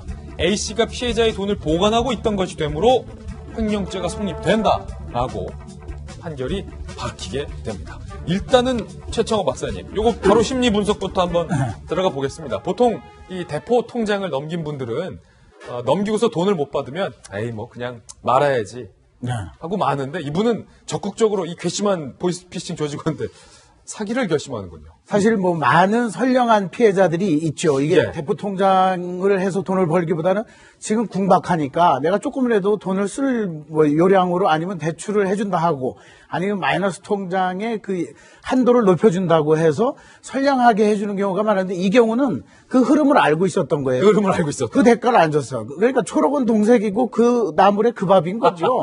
예. 아 그래? 그러면 30분 지연 인출 제도를 딱 그 알고 있고 딱 입금이 되면 30분 지나면서 누가 먼저 빼느냐거든요. 속도 싸움이다. 속도 그렇죠. 그리고 되게 보이스 피싱을 하는 사람들은 30분 이후에 돈을 찾게 되면 예를 들어 2천만 원이다 그러면 2천만 원 일부를 주고 나머지를 가져가는 경향을 보이는데 이 경우에는 통장에 있는 걸 다 빼서 다른 통장으로 옮기면서 자기가 이제 편취를 하게 된 거죠. 모든 금액을 다 그렇죠. 이거는 뭐 선량한 것보다는 이 흐름을 알고 역으로 이용한 거기 때문에 제가 보기에는 1차적인 선량한 피해가 아니고 2차적으로 의도를 가지고 했기 때문에 대법원 판결에 어느 정도 수긍을 할 수는 있죠. 그러니까 속칭 꾼들끼리의 어떤 그렇죠. 서로가 서로를 배반하는. 이제 법적인 건 손 변호사님이 뭐 이야기하겠지만 그러나 이제 중요한 것은 선량한 피해자들이 굉장히 많다는 거예요. 그렇죠. 보이스 피싱을 하는 범죄자를 더 처벌을 강화하고 선량한 피해자들은 예를 들어 보이스 피싱 제 주변에서도 한 명 당했는데 똑똑한 사람이 돈이 급하니까 대출 광고를 보고 했는데 대출을 해준다고 해놓고 2천만 원을 입금해놓고 이걸 안 찾고 돈을 자기가 못 가져가니까 이 사람을 사기로 해가지고 은행에다 신고를 해서 모든 통장과 카드를 지금 5개월째 지금. 근데 이런 사건이 굉장히 많다는 거예요. 비일비재하다. 그럴 때는 보이스피싱 그 범죄자를 엄하게 처벌해서 선량한 피해자를 구제해야 되겠지만 이 경우는 서로 치고받고 서로 간에 이용해 먹은 거기 때문에 뭐 유죄일 가능성이 심리적으로도 좀 있는 거죠. 그러니까 이분의 심리는 일단 억울하다는 심리고 나는 잘못이 없다 뭐 이렇게 생각한 겁니까? 내가 받아야 될 돈을 못 받았으니까? 그 억울하다는 것도 있었겠죠. 자기 나름대로 뭐 노력을 해서 통장을 줬는데 대가가 없었다. 네가 날 이용했어? 나도 널 이용할 거야. 라고 하면서 법적인 허점을 약간은 알고서 이렇게 행동을 했다라고 보는 거죠. 그런데 이제 그게 얕은 지식이었다라고밖에 볼 수 없는 겁니다. 이 보이스피싱 조직원들의 심리도 한번 좀 생각을 해봐야 될 것 같은데 역지사지죠. 그렇죠. 보통은 보이스피싱 조직원들이 남을 속이고 남의 눈물을 보고 내가 어떻게 하면 사기를 칠까를 고민하는 분들인데 이분들이 예상치도 못하게 당했단 말이에요. 그렇죠. 이분들은 적잖이 당황했을 것 같아요. 그래서 보이스피싱 범죄자들은 나타나지 않고 자기들이 흔적을 안 남기기 때문에 너 죽고 나 죽고 하는 식의 또 이제 신고를 하게 되고 그러면서 우리 선량한 피해자들은 노출이 돼 있고 통장이 또 드러나 있고 하다 보니까 그 사건의 그 얽힐 확률이 더 높아지는 거죠. 그러나 보이스피싱 한 사람들은 뒤로 숨어버리고 아니면 돈 2천만 원, 3천만 원 손해봐도 안 나타나거든요. 해결한다고 하고 돈 찾아줄 테니까 나오라 해도 안 나와요. 그러다 보니까 선량한 사람들이 피해를 보는 경우가 많죠. 네. 오히려 피해자들 역시 두 번 피해본 거나 마찬가지라는 그렇습니다. 분석이신데, 자, 이제 횡령 얘기, 법 얘기를 좀 해보겠습니다. 1심과 2심에서는 이 대포 통장 주가 횡령죄에 해당하지 않는다라고 무죄 판결을 내렸는데, 그 좀 내용이 어려워요. 이거 어떻게, 무슨 뜻입니까? 횡령이 안 된다. 네. 좀 복잡하니까 아주 쉽게 좀 말씀을 드려야 될 것 같습니다. 이제 횡령죄가 문제가 된 건데, 횡령죄라는 게 이제 다른 사람, 회사 돈을 뭐 직원이 이제 몰래 챙기거나, 뭐 사장이 회사 돈을 몰래 챙기거나, 보통 이렇게만 생각하시잖아요. 그런데 꼭 그렇지만은 않아요. 그래서 다른 사람의 어떤 재물을 내가 보관하고 있는데, 그거를 반환을 하지 않거나 내가 몰래 챙기면 그게 횡령죄가 됩니다. 그런데 법에 쓰여 있지 않은 요건이 하나가 또 있어요. 뭐냐면 바로 위탁관계. 그리고 신뢰관계입니다. 그래서 이 물건을 맡긴 사람, 맡기고 또 이제 보관할 때 거기에 신뢰관계, 또 이제 그 보관을 맡긴 그런 그 위탁관계가 있어야 돼요. 그게 없으면 몰래 그냥 자기가 챙겨도 적어도 횡령죄는 안 되는 겁니다. 그래서 이번에 1심과 2심에서 다 무죄가 나왔던 게요. 이 위탁관계, 신뢰관계가 없었다는 거예요. 그렇죠. 네, 이거 아니 누가 뭐 맡긴 것도 아닌데 어떤 그 자체가 다른 범죄일지는 몰라도 적어도 보관을 하고 있다가 돌려줘야 되는데 그거를 가져간 건 아니다. 즉 그렇기 때문에 횡령죄는 아니다라고 1, 2심이 봤는데 대법원에서도 소수 의견 중에는 그런 의견이 여전히 있습니다. 하지만 다수 의견이 다른 거예요. 이거는 위탁관계가 있다라고 볼 겁니다. 그러면 중요한 게 이겁니다. 아니 그러면 아무리 봐도 누가 누구한테 맡긴 것 같지는 않은데 그러니까요. 누가 피해자냐? 도대체 이 A씨가 누구와 위탁관계가 있었고 누가 맡긴 돈을 횡령한 거냐? 피해자가 누구냐? 여기에 보이스피싱 조직원이 피해자냐? 아니면은 보이스피싱에게 돈을 뜯긴 그분이 피해자냐? 그렇습니다. 굉장히 중요한 부분 말씀하셨는데요. 대법관들도 그 부분에서 또 의견이 갈립니다. 그래서 다수 의견은 이제 보이스피싱을 당한 피해자, 애초에 최초 피해자가 횡령죄의 피해자이기도 하다. 라고 본 게 다수 의견이고요. 그리고 또 횡령죄는 맞다. 처벌대상이긴 하다. 하지만 이거는 보이스피싱 피해자의 신뢰를 배반한 게 아니라 보이스피싱 보이스피싱 범에게 줘야 될 돈을 챙긴 거기 때문에 그게 횡령이다라고 본 별개의 의견이 있는데요. 어찌되었든 위탁관계 존재하고 그 신뢰관계를 배반했기 때문에 횡령죄가 된다고 1, 2심과 다른 판단을 했습니다. 더 쉽게 생각해보면 역시 남의 돈을 슬쩍하면 그것은 어찌됐든 범죄가 된다는 말씀이신데, 이 시점에서 또 중요한 건 이 대포 통장 주, 자기의 통장을 금전을 바라고 넘긴 거, 이건 처벌 안 됩니까? 그거 처벌됩니다. 그래서 그 자체가 이런 그 보이스피싱에 이용되는 것을 알면서 거기에 좀 협조하기 위해서 협조하고 대가받고 통장을 빌려준 것, 이거는 전체 보이스피싱 범죄의 공범이 돼요. 그런데 간혹 가다가 정말 몰랐던 경우도 있습니다. 정말 몰랐던 경우. 정말 몰랐다. 근데 요즘엔 그런 경우는 거의 없어요. 다 인정됩니다만 간혹 가다가 정말 그렇지 않고 정말 속은 경우도 있어요. 연세 많으신 분들 중에. 그런데 이런 경우에도 전자금융거래법 위반이 됩니다. 결국은 범죄거든요. 결국은 범죄다. 그렇습니다. 절대 통장 빌려주지 마시기를. 그렇습니다. 사람은 이제 뭔가를 얻으려고 할 때 그게 안 되면 욕구좌절이라는 게 일어나요. 욕구좌절. 공격성 중에 욕구좌절, 공격성이 일어난 거예요. 니들이 주기로 했는데 왜 안 줬냐? 그래서 너희도 한번 당해봐라. 그러나 이제 저는 이제 대법원 법적인 걸 떠나서 심리적인 측면에서 보면 사실 도박판에서 노름빚 돈 주고받고 하는 거 그거 법적으로 안 갚아도 된다 그런 게 있잖아요. 그건 불법적인 관계니까 보이스피싱에 이용당한 이 피해자의 측면에서 보면 제가 보기에 불법적인 관계에서 이루어진 거기 때문에 그렇죠. 저는 눈에 띄는 사람이 먼저 갖는 게 심리적으로는 정당하지 않을까. 심리적으로는. 그러나 법적인 문제는 떠나서 이런 일이 있어서는 안 되겠죠. 안 된다. 그러나 선량한 피해자들의 입장에서 지금 경찰이나 검찰이 처리를 해야 되는데 그냥 신고되면 몇 개월이든 시간을 끄는 거, 이것은 좀 이제 이참에 정리가 돼줘야죠. 한두 달 안에 빨리 정리를 해줘야 경제 생활을 할 거 아닙니까? 맞습니다. 첫 번째 사건 살펴봤고요. 이 두 번째 사건도 황당한데, 절도범이 현장에서 체포돼서 경찰서에 조사를 받으러 왔습니다. 그런데 경찰서에서도 물건을 훔쳤습니다. 오늘 꾼들이 좀 많이 나와요. 이 사건의 전말도 함께 보시죠. 정말 간 큰 남성, 간 큰 절도범이에요. 제목 잘 붙었네요.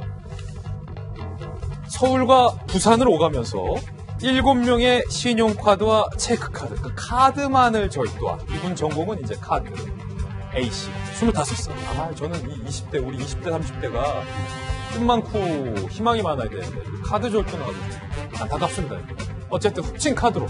이분이 어디서 카드를 긁어놓고 봤더니, 일단 편의점, 택시, 식당, PC방, 안경점, 보석점, 택시 한 번 더, 약국, 다양하게 실생활에서 남의 카드를 잘 잘 썼어요. 총 138만 원어치를 남의 카드로 결제를 했다는 거예요.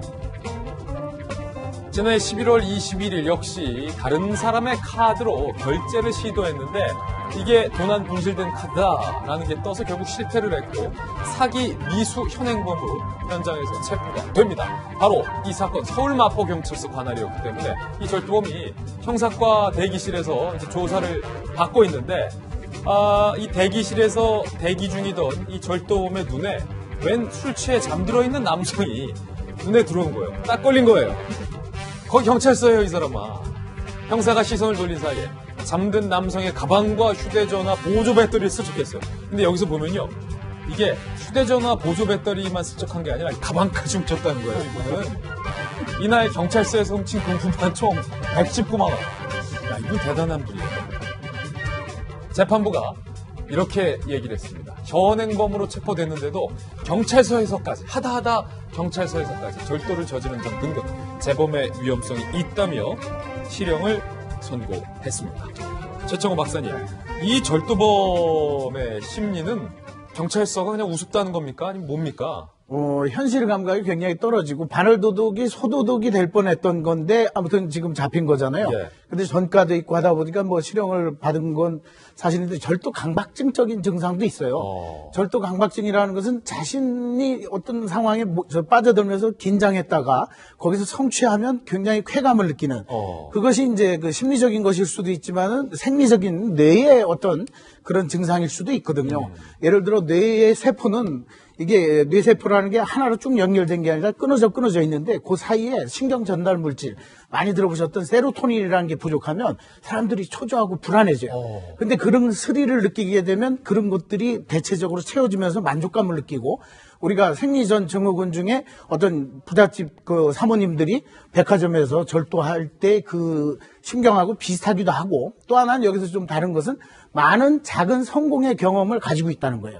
그리고 카드를 처음에는 습득을 했지만 나중에는 적극적으로 훔치고 또 경찰서에서도 해도 이것이 이제 발각이 되든 아니면 그동안의 경력상 처벌이 약하다는 것을 알고 자기가 오히려 훔쳐서 쓰는 것을 보면 대개가 어디 가서 많이 쓴 게 아니라 생계형이잖아요. 생계형, 약국, 택시, 편의점, 뭐 안경점 뭐 이제 그런 걸 보면은 작은 성공의 어떤 그 행동 강화가 뇌 속에 있는 강박증적인 세로토닌의 그 낮아지는 증상 또 여러 가지가 복합적으로 되면서 저런 행동이 이제 강화됐던 거죠. 예. 저런 사람들은 뭐 재판부에서도 잘 판단했지만 재범의 가능성이 굉장히 높고 본인이 혼자 통제를 할 수가 없어요. 본인이 혼자 본인의 어떤 그 절도의 어떤 유혹을 통제가 불가능하다. 그렇죠. 통제가 불가능하기 때문에 격리해서 심리치료와 상담을 하고 심지어는 뭐 행동치료도 해야 되지만 약물치료까지 병행을 하지 않으면 본인이 통제할 수 없는 쉽게 얘기하면 강박 증상이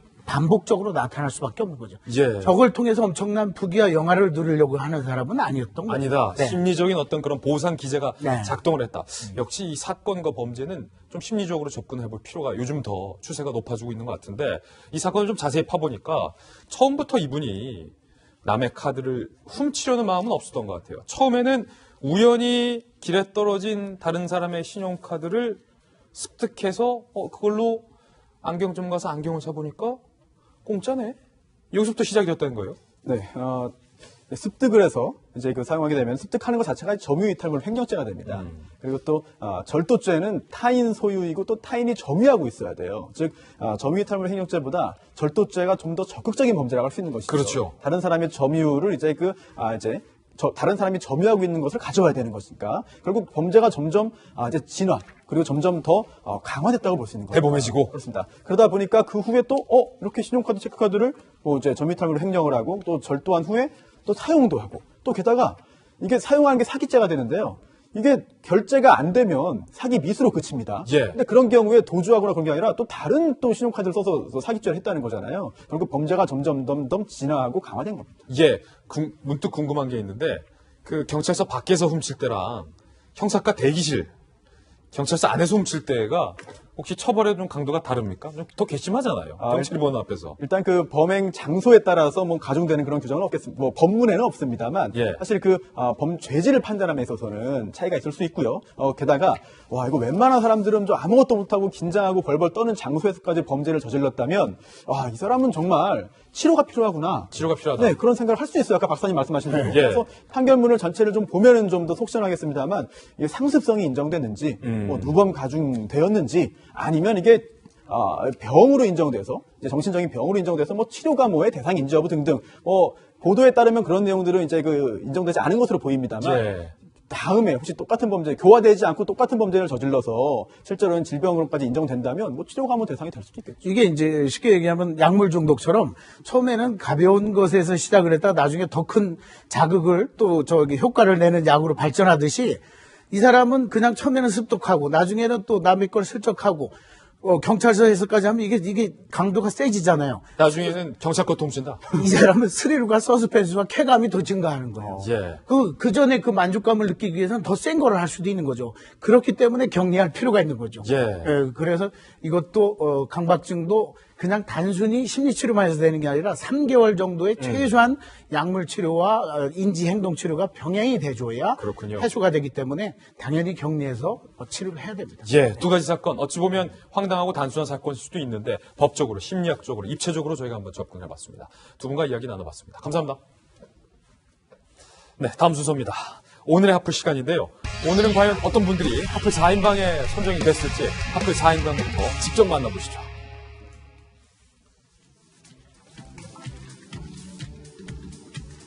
네, 정말로 긴박해 보이는 미국과 멕시코 국경의 사진 한 장. 그리고 요즘 가장 관심이 뜨겁죠. 구천리만 민방위. 그리고 현 자유조선의 사진이 있습니다. 그리고 세 번째 사진은 저희 그 동묘에 계시는 우리 이 동네 선배님들 아닙니까? 동묘 아저씨들. 동묘 아저씨들이 어쩐 일로 오늘 하플에 출연하셨는지 궁금하고요. 그리고 네 번째는 정말로 이 얌체 이 불법 주정차 차량들 고구마처럼 답답할 때가 많은데 어떤 이야기인지 하나하나씩 소개를 해드리겠습니다. 한국 국적의 첫 퓰리처상 수상자가 탄생했습니다. 바로 로이터 통신의 김경훈 기자로 한국 국적 최초, 미국의 가장 권위 있는 보도상이 퓰리처상의 영예를 안았습니다. 사진 한번 보실까요? 멕시코와 미국의 국경도시 티후아나에서 카라반 행렬 당시 찍힌 사진으로 미국 국경수비대가 쏜 최루탄을 피해서 두 딸의 손을 잡고 급박하게 도망치는 모녀의 정말로 긴박하고 아슬아슬한 순간이 포착됐습니다. 이 사진은 트럼프 대통령의 카라반 입국 금지 정책을 비판하는 데 쓰이며 큰 반향을 일으켰는데요. 셔터를 눌렀을 당시 직감적으로 그날의 가장 중요한 사진이 될 것을 알았다는 김경훈 기자는요. 두 딸을 안고 도망치는 그녀의 엘사 티셔츠에서 아메리칸 드림이 보였다라고 회상을 하기도 했습니다. 자신에게 최루탄을 쏜 나라의 애니메이션 주인공이 그려진 티셔츠를 입은 난민의 모습. 소속 없는 이들의 삶을 상징하는 듯한데 퓰리처 위원회는 이민자들의 절망과 슬픔, 긴박함을 정말이지 생생하고 놀라운 시각적 서사로 보여줬다며 선정 이유를 밝혔습니다. 야, 저는 정말로 뭐랄까요, 박정아 대변인. 정말로 가슴 아픈 사진이었는데, 그 두 딸의 손을 잡고 이 체루탄을 피해서 도망을 치는데, 첫 번째는 이 두 딸 아이가 꽤 컸어요. 저도 아이를 키워보니까 꽤 큰 아이인데, 얼마나 그때가 긴박했으면 바지도 제대로 못 입히고, 애기 기저귀를 채워서 두 딸을 대피시키는 장면도 제 눈에 들어왔고, 무엇보다 이 엄마가 입은 티셔츠가 엘사 티셔츠예요. 그것도 애기들이 입던 엘사 티셔츠.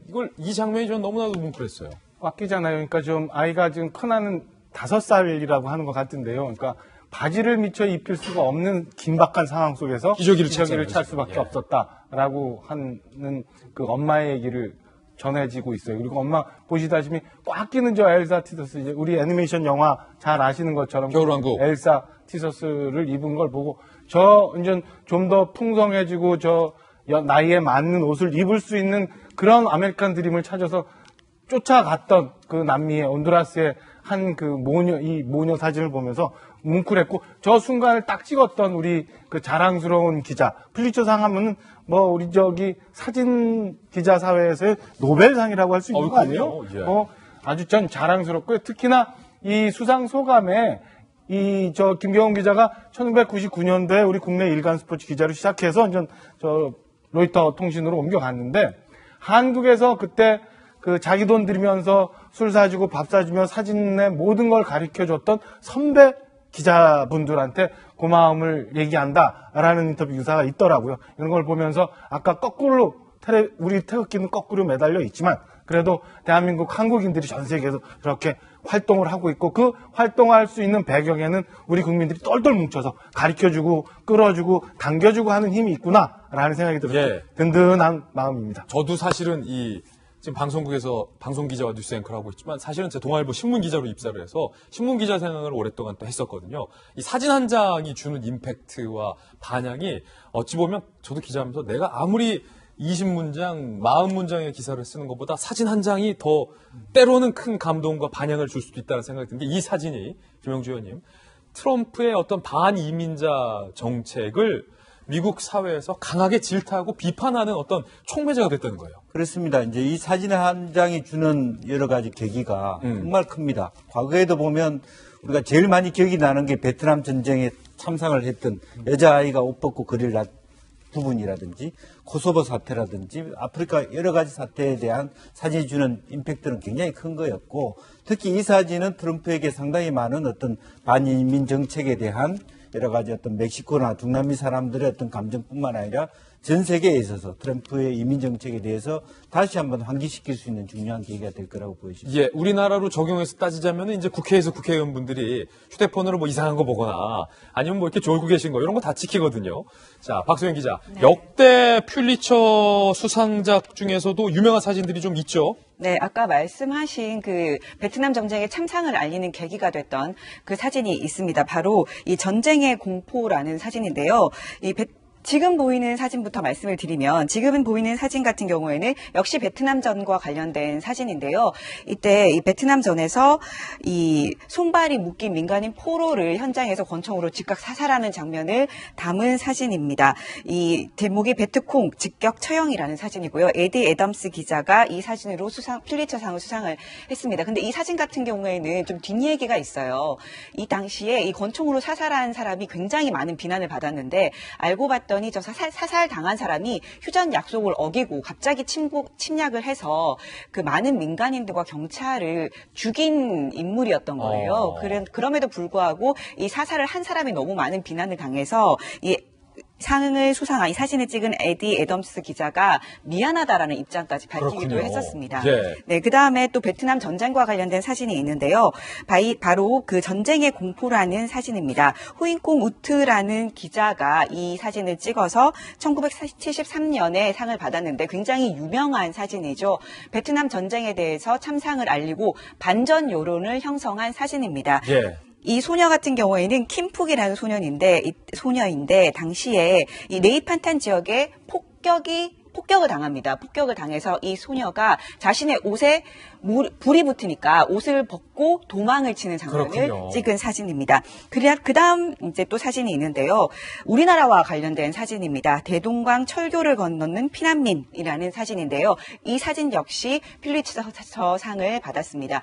유엔군이 이 유엔군이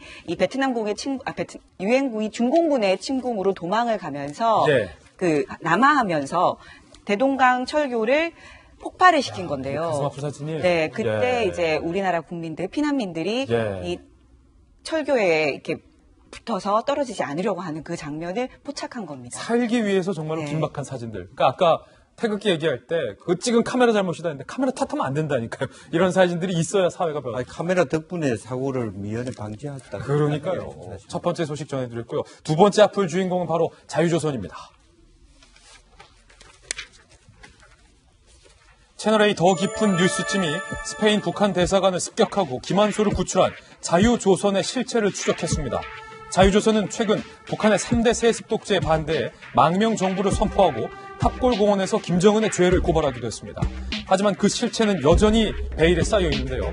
북한 대사관 습격을 주도한 일행의 리더는 에이드리언 홍으로 알려졌지만 5명의 한국인 국적 조직원에 대해서는 알려진 바가 없는 상황. 취재진은 철저히 지하에서 활동하는 자유조선 관계자를 만나서 인터뷰하는 데 성공을 했습니다. 직접 들어보시죠. 스페인 북한 대사관 사건. 에이드리언 홍이 자유조선의 리더가 맞습니까? 에이드리언 홍이 리더라고 보시면 곤란합니다. 단지 구성원 중에 한 명일 뿐 몸통은 따로 있습니다. 그 말은 다른 곳에서 지시하는 누군가가 따로 있다는 말입니까? 기존의 탈북자 지원 단체와는 차원이 다른 국제적 네트워크입니다. 북한 내부의 조력자도 따로 있습니다. 에이드리언 홍은 자유조선의 깃털이고 몸통은 따로 있다는 것. 취재진이 만난 자유조선 관계자는 북한 내부에도 자유조선 조직원들이 포진하고 있다고 증언했습니다. 이 자유조선은 최근 북한 내부에서 김일성, 김정일의 초상을 깨뜨리는 영상을 공개해서 북한 내외부에 큰 충격을 안긴 바 있습니다. 김한솔을 내세워 김정은 정권을 뒤집으려는 자유조선의 거대한 움직임. 오늘 밤 8시 20분 추적 2019 김한솔 임시정부에서 그 실체가 낱낱이 공개됩니다. 이게 사실은 그 과거 우리 조선 말 그리고 임시정부 이런 상황하고 아주 유사한 상황을 좀 볼 수 있는 것 같은데요. 특히나 그 지금 자유조선이 그 김정은 위원장을 대체할 수 있는 김한솔을 보호하고 있으면서 유사시에 대비하고 있으면서 북한 내부에서는 무언가를 좀 도모하고 있고 전 세계적인 네트워크를 갖고 있다고 하는데 그 놀라움을 느낄 수 있고 그다음에 저 조직이 크게 이렇게 노출이 되지 않으면서 잘 본인들이 원하는 목적을 잘 달성했으면 하는 그 바람이 좀 생기기도 합니다. 근데 요즘에 보면은 북한 경제 상황이 굉장히 안 좋다고 하잖아요. 그리고 김정은 위원장 며칠 전에도 연설했습니다마는 인민들에게 계속 인내 이런 걸 강요하고 있는데 지금 국제적인 제재 상태 속에서 과연 북한 정부, 북한 경제가 얼마까지 버틸 수 있는지 좀 지켜봐야 할 대목인 것 같습니다. 사실 이번 뉴스 같은 경우는 제가 돌직구 진행하기도 하지만 이 채널의 더 깊은 탐사보도 뉴스팀에도 소속되어 있는데 저희 팀이 자유조선 관계자를 어렵사리 만난 건데 조금 전에 이 에이드리언 홍이 깃털이다. 몸통은 따로 있다. 그리고 오늘 밤에 뭐 자세히 보도될 내용이겠지만 미리 말씀드리면 김영주 의원님 그 김정은에 의해서 숙청당한 이 북한의 주요 공직자의 자녀들도 그러니까 아버지나 어머니가 김정은에게 숙청돼서 목숨을 잃었는데 그 자녀들이 자유조선의 멤버로 있는 것으로 지금 취재 결과 이야기 들었거든요. 네. 어마어마한 일이에요. 실제적으로 보면 우리가 과거에 이제 이 지난번에 보도가 있었습니다만은 베네수엘라 같은 경우는 마두로 대통령에 대한 대타로서 후안 가이도 국회의장을 새로 대통령으로 만들었다라고 하는 것은 상징적인 의미가 큽니다. 또 김정은에 주는 메시지가 매우 크다. 어쨌든 미국이든 전 그 서방 세계에서 체제 전환에 대한 어떤 대안을 만들어가고 있다라고 하는 것은 굉장히 북핵 비핵화하는 데 있어서 한편으로는 굉장히 압박감을 준다는 것이고요. 또 유럽에 있었던 외교관과 외교관 자녀 혹은 실제적으로 북한의 김정은 체제 또 3대 김일성, 김정은 그 체제에서 핍박받았던 어떤 핵심 혈통 중에서의 혁명분다 중에서 자녀들이 이 체제에 대한 세습을 비판적으로 보는 내부 세력이 있다라고 하는 것은 굉장히 의미가 있고 또 그것이 실제적으로 임시정부라는 의미를 가진다라고 하는 것은 상당히 어떤 대한 세력으로서 존재할 수 있고 단순히 스페인의 어떤 엘 파이스지가 보도하는 것 이상으로 세계적이고 조직적이고 말 그대로 국제적인 네트워크가 뭔가 만들어지고 있다는 의미에서 굉장히 중요한 파장이라고 보여집니다. 오늘 밤 8시 20분 추적 2019 김한솔 망명 정편에서 더 자세한 내용이 보도되기 때문에 많은 시청 부탁드립니다. 세 번째 하프 주인공입니다. 2030 세대들의 구제 패션의 성지로 떠오르고 있는 대한민국의 동묘. 이곳을 활보하는 멋쟁이 동묘 우리 할배들을 보고 충격을 먹은 디자이너가 만든 옷이 화제입니다. 한국의 브랜드 행사차 방문했다가 동묘와 황학동 시장 있잖아요. 인근에서 이런 한국식의 이른바 아재 패션에 이 디자이너가 몸과 마음과 눈을 다 사로잡힌 거예요. 양말 속에 바지를 넣고 허리 높이 축혀맨 전대 그리고 헬멧, 배바지, 등산조끼 입고 대충 눌러쓴 야구 모자를 쓴 할배들을 보고 소위 컬처 쇼크를 받은 것. 동묘는 세계 최고의 거리다. 스포티함과 캐주얼의 경계를 넘나드는 과감한 믹스매치 정신이 놀랍다. 꿈보다 해몽이 더 좋은 것 같아요. 극찬을 아끼지 않았는데 그렇다면 이 디자이너가 동묘 할배의 영감을 받아서 선보인 컬렉션 여러분들 보고 계신데 어떻습니까? 제가 보기엔 이 디자이너가 좀 동묘보다도 부족해요. 아직 좀 부족해요. 이처럼 주류 문화에 반항하며 독특한 자신들의 문화를 새롭게 만드는 힙스터들에게 전통적인 한국의 상품들이 인기입니다. 호랑이 무늬 담요, 지금 또 한국의 홈이 혁명적이라는 찬사를 전 세계에서 받고 있습니다. 또 최근에 말입니다. 조선시대 양반들이 쓰던 갓에 이 사람들이 매료돼서 일명 팬시 햇, 굉장히 좀 예쁜 모자, 어썸 햇, 놀라운 모자 등으로 불리며 끝내주는 모자라는 리뷰가 쏟아지고 있다고 합니다. 운전하시는 분들은 꼭 숙지해야 할 정보를 알려드리겠습니다. 여기는 꼭 비워둬야 한다는 것. 오늘부터 4대 주정차 금지 구역에 1분 이상 정차할 경우 주민신고로 과태료가 부과되는데 신고 방법이 너무 간단해졌다는 것. 현장 확인 없이 신고자가 안전신문고 앱을 통해서 위반 차량 사진을 1분 간격으로 2장 찍어서 올리면 끝! 신고 끝! 불법 주정차 대상 구역은 소화전과 교차로 모퉁이 5m 이내, 그리고 버스 정류소 10m 이내, 횡단보도 정지선 침범 등 4곳입니다. 종전에는 5분 정도 주정차가 가능했지만 앞으로는 1분 이상 이 4곳에서 주정차하면 무조건 과태료. 과태료도 4만 원에서 8만 원으로 2배가 인상됐다는 사실을 꼭 명심하시기 바라겠습니다. 저희는 60초 광고 후에 오늘의 힐링 뉴스로 돌아오겠습니다. 잠시 후 저와 함께 힐링하시죠. 네, 오늘 힐링 뉴스 주인공 바로 만나보시죠. 중국 쓰촨성 충칭 도심의 6차선 도로에서 벌어진 교통경찰의 사인이 화제인데 오전 8시 혼잡한 출근길 한 남성이 경찰에게 다급히 다가가고 포대에 쌓인 아기를 안고 경찰에게 이렇게 건넵니다. 사연을 들어보니 아내가 하혈을 멈추지 못하고 있어 생명이 위독하다면서 병원 갔다 올 테니까 우리 아기 좀 맡아주세요. 아기를 맡긴 거예요. 경찰은 아기 아빠 돌아올 때까지 품에 안은 채 교통정리를 하고 있어요. 참 이거 안타깝기도 하고 딱하기도 하고 게다가 이 경찰은 부임한 지 얼마 안 되는 신임 경찰이었다고 합니다. 오전에 내린 소나기에 아기가 죽지 않을까 걱정해서 인근 파출소 동료한테 야 아동용 담요 있으면 빨리 가져와 라고 해서 담요로 또 아기를 덮는 그런 협조까지 받았습니다. 그럴 거면 동료에게 건네면 되는데 아빠가 일로 오니까 끝까지 아기를 안고 있었다고 합니다. 장차 얼마나 훌륭한 경찰로 성장이 될지 좀 짐작이 되는 그런 대목입니다. 아기를 맡겼던 아빠는 아내의 생명도 구하고 또 아내가 건강하게 퇴원을 했다고 해요. 담당 경찰관을 찾아서 감사의 인사를 드리겠다라는 뜻을 밝히기도 했습니다. 이 시민의 안전을 위한 경찰의 덕목을 몸소 실천한 한 신임 경찰 순경의 가슴 따뜻한 훈훈한 소식이었습니다. 네, 오늘 저희가 준비한 소식 모두 다 전해드렸습니다. 저희는 내일 아침 9시 15분에 더욱더 풍성한 소식 들고 여러분께 인사드리겠습니다. 오늘 하루는 분명 어제보다 나을 겁니다. 좋은 하루 되십시오. 고맙습니다.